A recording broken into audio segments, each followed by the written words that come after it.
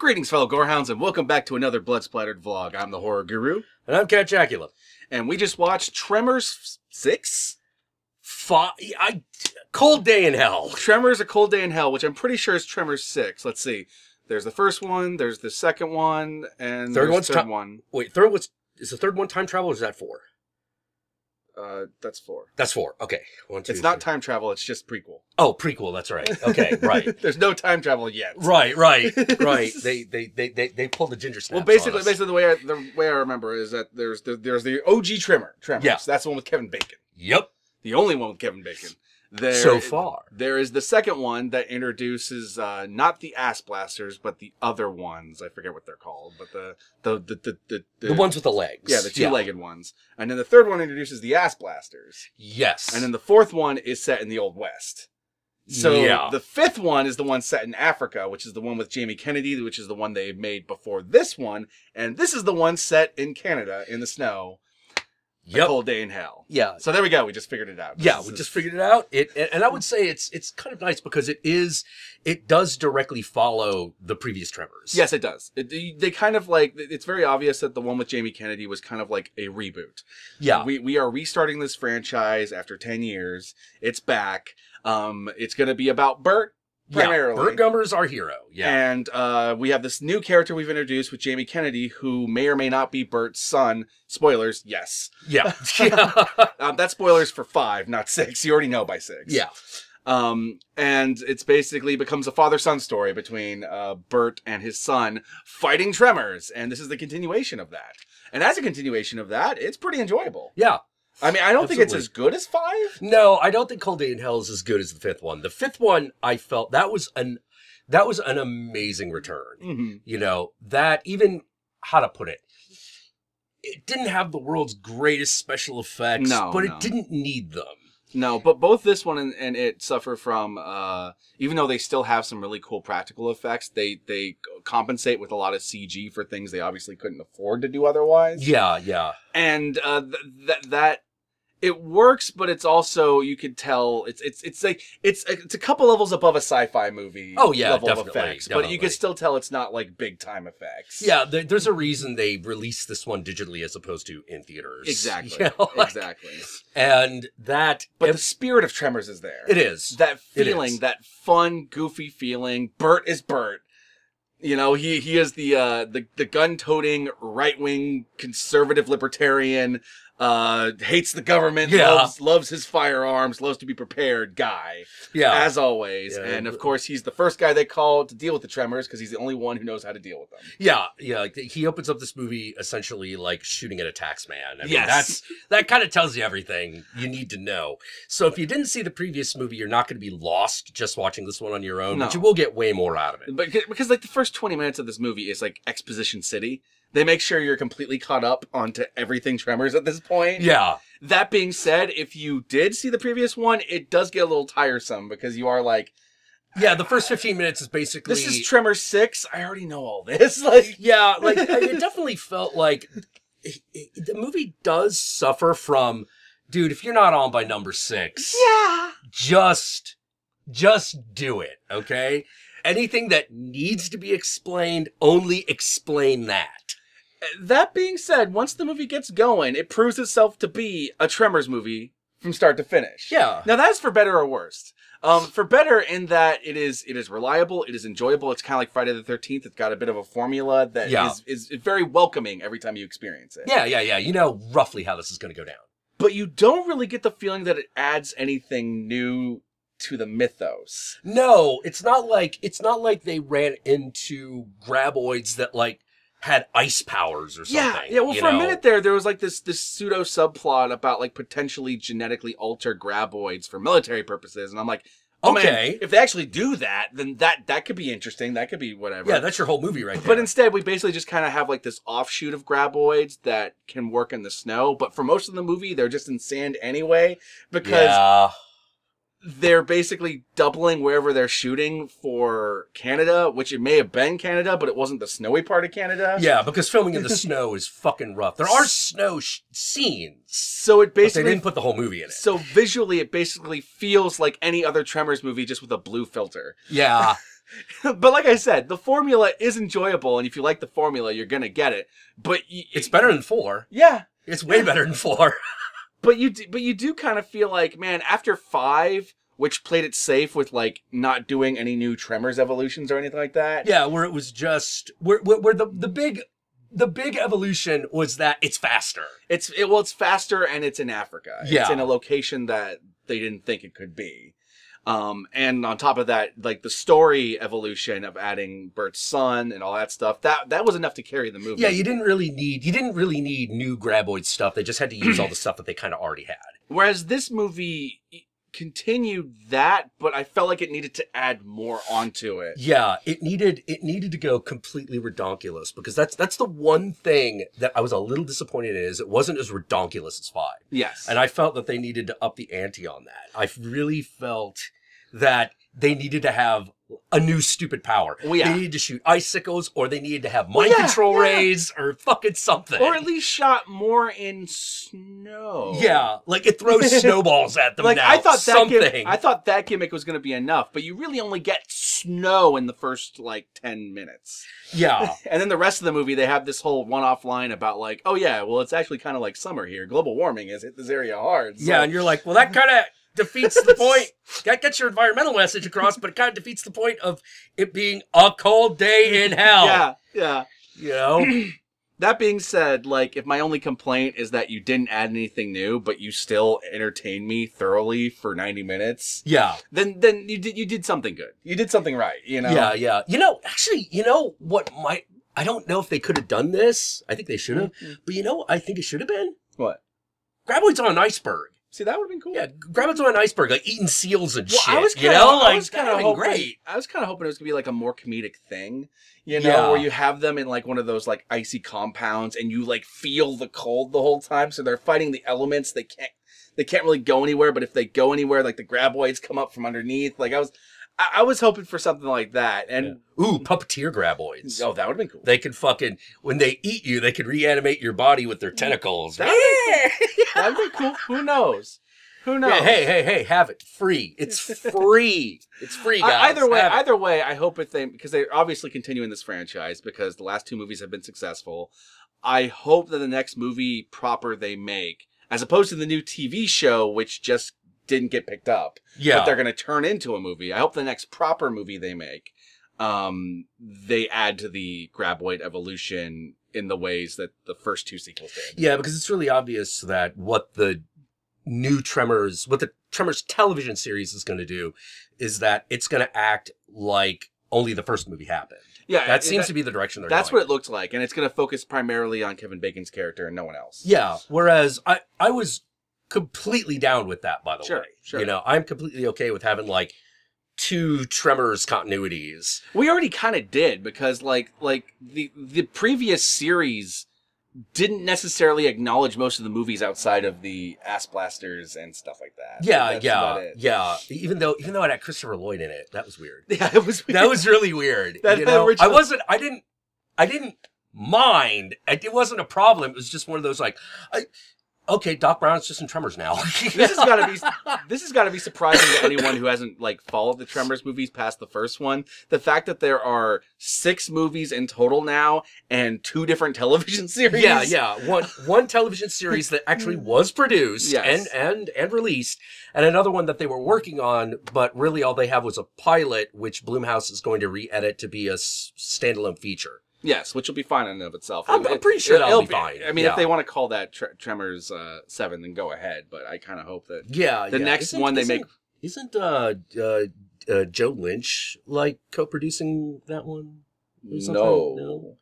Okay, it's just all Blumhouse? No, it was produced by Blumhouse, directed by the director of Splice. Oh, okay. Okay, cool. I'm sick, dude. Well, I was just trying to figure out why you thought Joe Lynch was involved with that. Like, I don't know. Maybe he said something. And Yeah. Well, he did. Joe Lynch did say something. Mm-hmm. But, like, it was one of those, hey, this is what we should do. Ah, gotcha. And so, and then they did it. So I was like, oh, maybe he had something to do with that. Maybe he had something to do with it. I didn't know. Maybe I'm wrong. Feel free to correct me in the comment section below. Yeah, so I guess we might as well move on to the spoiler section. There's really not too much to spoil about this movie. There really isn't. If you've seen the previous movies, you kind of know what the down low is, you know what this is. Yeah. I enjoyed it. If you enjoy the Tremors movies, this is another Tremors movie. It's like Friday the 13th. If you enjoy the Friday the 13th movies and you don't mind that it's always just a bunch of kids getting killed in a camp, this is the Tremors equivalent of that. You know? If you know what you're getting into already, you're gonna be fine. You know, and if you want to see more Tremors movie, if you want to see more Burt, you're going to get more Burt. If you like Jamie Kennedy's character, you're going to get more him. And they even include Val's daughter in this. Yeah. From Kevin Bacon's daughter, or not his real daughter, but the character's daughter. Yeah. As a nod to the original film. And that's pretty cool. So with all that said, let us move on to the spoilers. Jeez, this is a weird one because there's not a lot to spoil. Well, the only thing you can really spoil is that the kind of emotional crux of this movie, which is the one thing that kind of separates it from the other Tremors movies, is that it's Burt basically residing to die. Yeah. It's basically Burt finding out that he has this disease and that he can only cure it if he has a live graboid, but he doesn't believe in live graboids. Yeah. And so he's just kind of resigned himself that this is going to be Burt's last stand. So it's him and his son dealing with the fact that Burt is basically on a suicide mission this time around. Yeah. And that's basically the main difference between this and any other Tremors movie. That's basically the main thing it adds. It felt like it's weird because it felt like what they kind of really wanted to do was Burt with PTSD. Yes. You know? But they did it in a weird way where it wasn't PTSD. Yeah, it wasn't. It was like a venom. It was parasites inside of him. Yeah. He had basically he had been in such regular contact with the graboids that there was like a venom toxin that built up in his system that was now like causing his nervous system to shut down. And I kind of wish they had just gone with full-on PTSD instead of like the venom thing. Yeah. Because the venom thing led to like quite possibly the most ridiculous finale in any of these movies. Yeah. One of those rare moments where it happens a lot with Tremors, but this was really like pushing my believability, what they end up having to do at the end of the movie where they try to capture this graboid using this weird, trying to guide it with a plane into this container that they then they use like a combat drone to guide it into a container to trap it so they can then get the venom out. But like this is what I mean by ridiculousness. The Tremors movies always kind of had this like running fast and loose with the fact that the Tremors can hear you. Like when you run on the ground, they can hear you. That's why you have to get on top of a rock or on top of a roof or something so that they don't just grab you and pull you under. But in this movie, you have all these people running around scrambling to get this contraption ready so that the graboid can like land perfectly in it and they can capture it in time. But apparently it is just going to be one of those metronome, those cranes? Yeah. What is it? Like something cradle that people have on like psychiatry desks. That's just the physics cradles. Yeah. They set one of those up, and I'm just saying, I don't understand why that's going to attract the graboid more than everyone running around right now. Yeah, exactly. That was kind of stupid. It was the biggest, like logical leap I've had to make in any of these Tremors movies so far. And it almost lost me. Because you're like, that in comparison with just setting everything up, you got to be kidding me. Unless they had actually carefully set up earlier in the movie that for whatever reason that thing just attracts them like nothing else. Like if they had had like people like inside like the thing and the thing was moving and it just had to go to it, then it would at least be set up that for whatever reason it attracts it. Yeah. But it's a steady rhythmic motion is most attractive for some stupid reason. Yeah, but for whatever reason, but I'm sitting there going like, if I'm a graboid, why would I go for that thing that sounds like it's a fucking robot just sitting there and not what clearly sounds like people scrambling? Yeah, exactly. That was a problem because before it had always been it moved either towards or away from the biggest sound. Yes. You know, and they had set this up over like fucking 5 movies. That's how they behaved. Yeah. You know, if there's a huge sound in back of them, they assume it's an attack and they move forward. Yes. If it's in front of them, they assume it's prey and they move forward. Mm-hmm. You know, because they can't back up. you know, which is the no, other but they're thing. fast anyway. Yeah, So they're fast anyway, you know. It's like a shark. Can't necessarily back up, but it can swim around. Yeah. But like, that fucking thing, that Metrodome that finale really pushed my believability. Everything else, even the ridiculous, like we're gonna create some sort of electric barrier by electrifying the groundwater. Even that I was down with. Yeah. That felt right. Well, like they could have set off firecrackers. They could have set off a grenade. They could have just jumped up and down. Yeah. What's this fucking thing for? Yeah. It just. Well, especially since earlier in the movie, in order to attract the thing from a person running, they basically had to start a jackhammer and start banging on metal and shit like that. Like they had to create like this cacophony of noise before in order to get it to stop going after this one dude. But this time, instead of the millions of dudes running around, it's just gonna go after this. Like I don't know. Yeah. That was really weird. Like, wouldn't it have couldn't they have done? Maybe they should have done like a callback to the first one and used like a fucking like Alexa to like play music or something. That would have been interesting. That would have been cool. Like have Alexa play some sort of goofy song or something. That could have been cool because then you could buy that huge, loud, booming song. Yeah, and you could probably have hooked that in with Jamie Kennedy and Burt Gummer's fucking father-son thing. Yeah, their generational difference. Get that music out of here. What the hell you call that? It could have even been technically the same. It could have been fucking old school country versus Taylor Swift. Yeah, I still would have fucking been okay with it. Now, that being said, even though I'm complaining about the logic of this, there's a lot that's entertaining about this sequence. Oh, yeah. Because it's still got the Tremors kind of fun vibe to it and all that stuff. It's just, you kind of wish they had thought that through a little better. Yeah. It's basically, there were, how to put it, the scene where they're actually extracting the venom is pretty good. Yes. That's a good, when Jamie Kennedy has to actually climb inside the damn thing, and you're like, yeah. And it's like throwing up on everyone like a trauma movie. Yeah. It's a beautiful, nasty, that seems gross hilarious. effect. And it's great. It's just one of those, I feel like we've cheapened it by doing this. Yeah, we could have come up with some better. There are a lot of other ways we could have gotten here. I was even down with the stupid weird plane thing they were doing to try to guide it. I was like, oh yeah, because there's like that weird military plot that goes nowhere. So of course there's got to be drones. Yeah, I was okay with that too. Well, I kind of wish the military plot was real. I agree. I kind of wish instead of it all just being, we were just checking on global warming. I wish it was actually like we were military testing the things and shit, we attached a machine gun to one. Yeah, exactly. That's really what I was hoping for. Like graboid machine guns, man. You know? That's what I was kind of hoping was gonna happen. And that Bert, like your paranoia is right this time. Yeah, it's like you attached high caliber firearms to one of those things. You also had this weird thing, at least it was weird for me. I don't know if it was weird for anyone else watching the movie, but like in this movie, they really push Bert's like anti-government, anti-Big Brother thing. Yeah. But he's in Canada? Yeah. But we're still like worried about the US government, and it felt weird and awkward. Right. Yeah, wait, were we in Canada or Alaska? They were in Canada. They're in Canada. Okay. They specifically said they're in the mountains of Canada. Oh, okay. They even said the province, but I forget which province it was. Oh, that's fucking right. What? Oh, gee, there's a problem. But, they said it was like some sort of joint Canadian-USA military venture or something like that. But, like, it felt weird. It does, especially when Alaska's right there. You could just say it was Alaska. His fight with this guy felt like a continuation of his fight with the tax guy. Yeah. But, it just... I'm just like, it feels weird having this fight in Canada.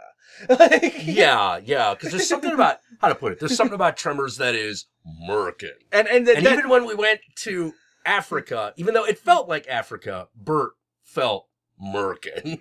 I will say that Africa felt more like Africa than this felt like in the snow. Oh yeah, way. And I'm pretty sure they didn't actually film in Africa, but if they did, then good on them. Wherever, it at least had sand. I at least bought it. The other thing, but that also led to the other big logical leap I had to make in this movie, which is like this random agent on this one joint USA-Canadian military operation can somehow make him tax exempt. fights because that's what he requests him do in order to save him. And you're just like, if that was the only stupid thing in this movie I had to buy, I would roll with it. But I think that and the metronome was like one too many for me. Yeah, that was just a step bridge too far, man. Bridge too far. Yeah, well, it was also weird because they could have even you can tell why it turned out that the government plot isn't real because that had been way too predictable. It would have been way too predictable, and plus I don't think they want to justify Bert's politics too much in these movies. Exactly. Because Bert skirts this really like. Yeah, he does. He does. Like he's the kind of person where in real life I would hate him, but as a character I love him. Yeah. Yeah, exactly. But it's like they could have done the thing where like the agent is convinced this is a normal project, but there's actually a DOJ or DARPA thing happening underneath that's completely rug out from under it. That would have been it's great. Like, we are not doing any sort of military experiments on graboids here whatsoever. Actually, sir. What? You know, and that's where it comes out. It's got machine guns and shit. You know? That would have been awesome. Okay, here's where I feel real bad. Is that I actually really enjoyed this movie, but I feel like I'm ragging on it a lot in this review, and that's because the things that I love about this movie, there's not much to talk about there. Yeah. It's like really funny jokes, really funny moments, really awesome gore effects, and like Bert being Bert. Yeah. But there's like not much to dissect or talk about there because that's just all like funny set dressing. You know? Talking about a movie like Tremors: Cold Day in Hell is kind of like talking about Phantasm or Poltergeist 3. Mm-hmm. You're like, it's not the best. It's not that bad, but at the end of the day, it is just Poltergeist in an apartment complex. Like I put it above like certainly the prequel that they made. Oh, like God, I thought this was way better than that prequel. Oh God, yeah. I thought that was going to be the end of the series right there. To be totally honest. I mean, I would put it probably on par with like 3 or 2, maybe. Like, a little bit closer to 3. So I guess in conclusion, it's a good movie. If I have to give it a thumbs rating, I would give it 1 thumb on the side and 1 thumb mostly up. That's probably pretty accurate. That's pretty accurate. Like if I were to give it like a numerical rating or something like that, I'd give it like a 6 or 7. Like it's passing. Yeah, it's passing, but it's not like an A+. You know. Yeah. You know, and I enjoyed myself enough to where like I would throw it on again. And the thing is that with these kinds of movies, kind of like Friday the 13th, half the fun is just marathoning them. Yes. And this definitely would sit very well in a Tremors marathon. It would not be one of like the negative ones. It would be one of the ones where you're like, oh man, you know, that was better than I remember. You know? It's like, yeah. It's kind of it's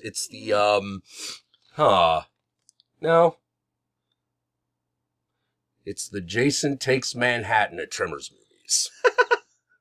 I might put it a little higher than Jason Takes Manhattan in terms of like the Tremors canon. But that being said, I get it. I know exactly what you mean. Yeah. Jason Takes Manhattan is super disappointing and has a lot of flaws, but it is thoroughly entertaining. Yeah. Everything it does well, it does really well. Yes, absolutely. So with all that said, where can they find you, Count Jackula? You can find me on YouTube and on Twitter at count_Jackula.com. I also have a Twitch channel. You can search for it under the same name. And your turn. Yes. Well, you're on my YouTube channel, so you already know where that is. I am at The Horror Guru on Twitter and The Horror Guru pretty much everywhere else, including Twitch. So check all those out. Follow me, subscribe, whatever the hell you want to do. That's awesome. And as per usual, my fellow Gorehounds, I'm going to include some sort of Amazon affiliate link in the description below, probably to this movie because it's a digital movie release to begin with. Yeah. And if not, it is currently available on Netflix streaming in America. So you could watch it for free. What else? I've kind of forgotten how to do these endings right now because I'm also recovering from a cold. Yeah. Let's see. Oh yeah, don't forget to like, comment, subscribe, and don't forget. Like, comment, subscribe. Yes, and ring that notification bell so that you're notified of my videos immediately upon their upload. And apparently I just had a brain fart mid-video. Well, if they're... Oh, and remember those annotations that are... long annotations. It's annotations. Yay, annotations. Or do they have those anymore? Maybe they don't. No, now it's end credits. Like, I don't know. Why, man? It's YouTube, man. Why? YouTube don't stop. Addicted to the shindig. Okay, the moment I start randomly quoting the Red Hot Chili Peppers is the time we just gotta cut to the end. So, peace out, my fellow gorehounds, and I'll catch y'all later.